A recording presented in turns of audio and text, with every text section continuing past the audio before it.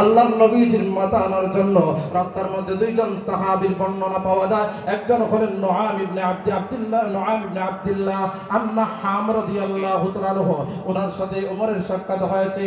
আর এক বর্ণনার মধ্যে পাওয়া যায় হযরতে সাদ ইবনে আবি ওয়াক্কাস রাদিয়াল্লাহু তাআলা আনহু, ওনার সাথে সাক্ষাৎ হয়েছে। খলিফাতুল মুসলিমিন হযরত ওমরকে জিজ্ঞাসা করেন, নুআম ইবনে আব্দুল্লাহ, ওমর এই দ্বিপ্রহরের সময় খোলা তরবারি নিয়ে কোথায় যাচ্ছ?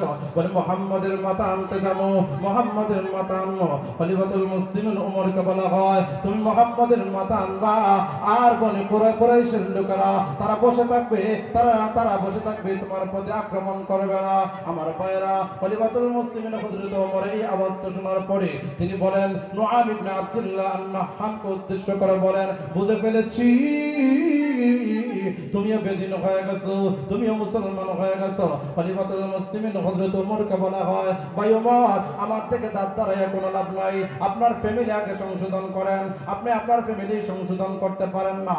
আপনার বোন ফাতেমা ইসলাম গ্রহণ করে ফেলেছে, সাঈদ ইবনে যায়েদ আপনার বোনের স্বামী ইসলাম গ্রহণ করে ফেলেছে, তাদের খবর নিতে জানেন না, আসছেন মুহাম্মাদের মাথা আনার জন্য।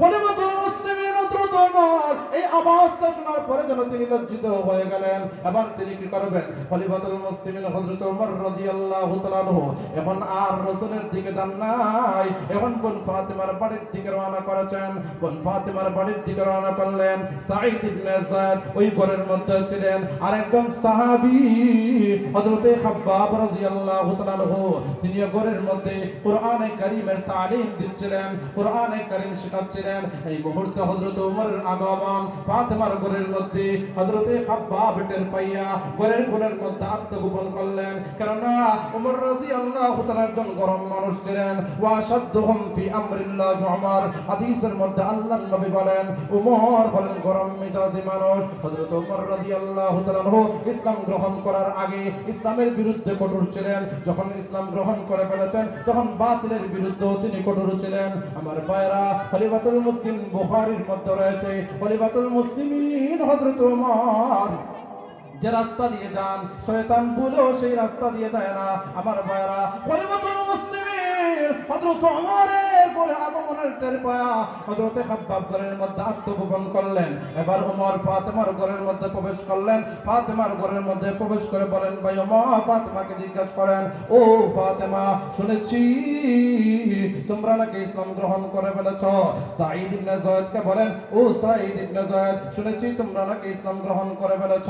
সাঈদ ইবনে যায়েদ বলেন, ইসলাম ধর্ম সত্য যদি হয় মানতে অসুবিধাটা কোথায়? আমি আপনাদেরকে জিজ্ঞাসা করতে চাই, এই কথা দ্বারা হযরতে ওমরের রাগ বাড়ে না কমে?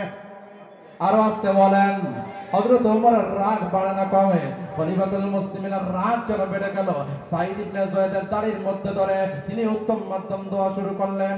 বোন ফাতেমা আসছিলেন ইসলাম, বোন ফাতেমা আসছিলেন স্বামীকে চুকিয়ে নেওয়ার জন্য, স্বামীকেও তিনি আঘাত করলেন। আবার ফাতেমা ভাষণ দেয় ইসলাম ধর্ম গ্রহণ করেছে, কেননা আল্লাহ কোরআনে হাকিমের মধ্যে উল্লেখ করেছেন, ইন্নাদ-দীনা ইনদাল্লাহিল ইসলাম। আল্লাহ